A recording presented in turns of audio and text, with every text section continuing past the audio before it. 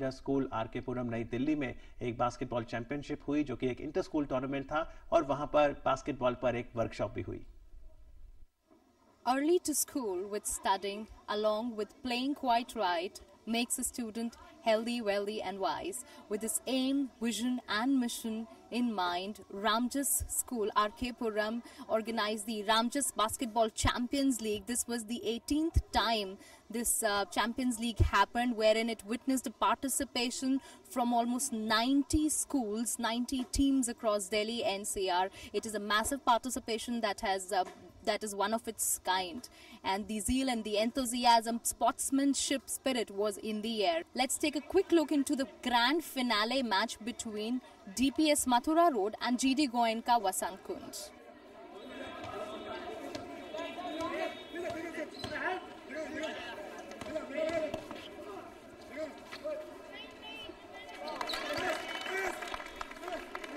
Competitions like this will send a good signal there, because we may issue a number of circulars, the government may issue a number of directives that there should be a period compulsory to be done for the sports. This is an excellent tournament. The Ramjas is a historical tournament in Delhi, and it represents what could be.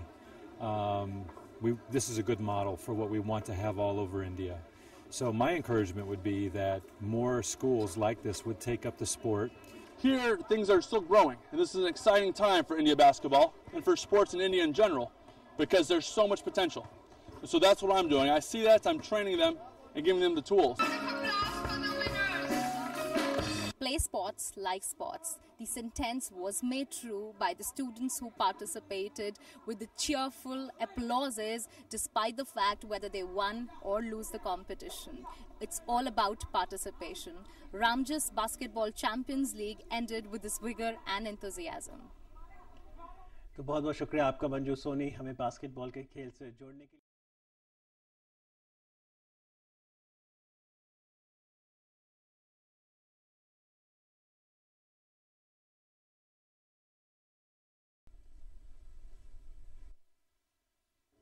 The World Federation of United Nations Association and Indian Federation of United Nations Association have come together today at Hotel Ashoka, New Delhi for a panel discussion, a dialogue on R2P, responsibility to protect.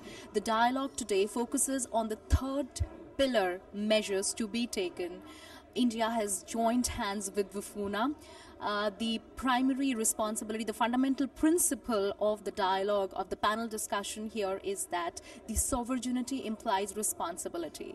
The primary responsibility of the protection of the rights of the citizens rests with the state.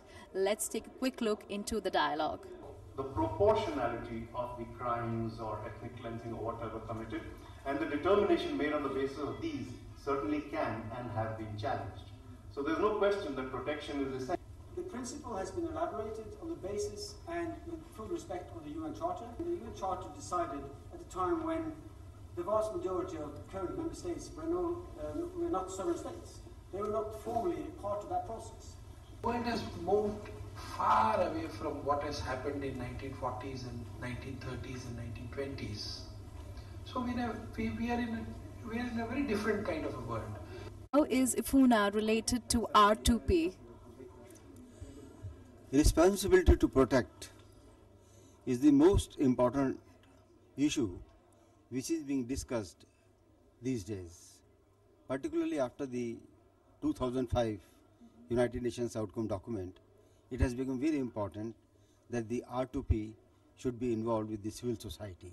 How do you propose to overcome the issues related to Pillar 3? We need to create more and more dialogue around the world on this issue, so we can look at what are some of the gaps, what are some of the challenges, and then what are some of the ways forward. So for us, it's really about disseminating information to people on the ground and having them be a part of this dialogue. Part of the problem with the responsibility to protect and its implementation is the lack of political will. So we believe that involving more key stakeholders like civil society organizations, academics, media, national politicians will increase the will and the pressure on governments to act when it is necessary.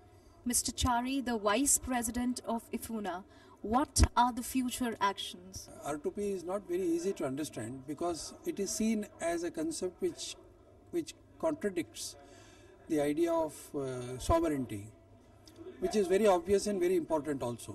So our idea is to tell the people that while we are concerned about the issue of sovereignty, we cannot allow somebody to take decisions on behalf of us. The conference is the first initiative where India has joined hands with WFUNA under R2P program. WFUNA looks forward to involve the key stakeholders of India to look forward to resolve issues in future.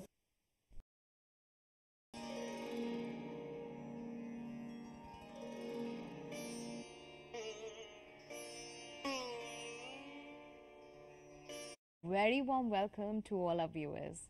We are back once again on National Program of Music. If music be the food for love, play on. If music be the food for soul, play on. Music produces a kind of pleasure we cannot do without. So today, to play the strings of your heart, we have amongst us none other than the great sitar sensation Ustad Saeed Ahmed Khan. Coming from the traditional music family of Delhi Gharana, Ustad Saeed Ahmed Khan undoubtedly is among one of the well-known artists in India. He long enjoys standing as a radiant sitarist coupled with his mesmerizing and captivating personality.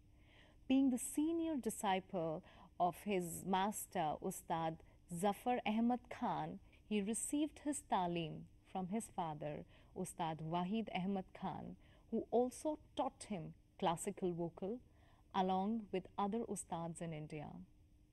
Apart from a lot of awards that he has been presented in lieu of services he has rendered to the music, few of them would be Surmani, Sursingar, Sanskriti Award, NYCA National Millennium Youth Artist Award. So dear viewers, we have for you Saeed Ahmed Khan playing Rag Gujri Tori.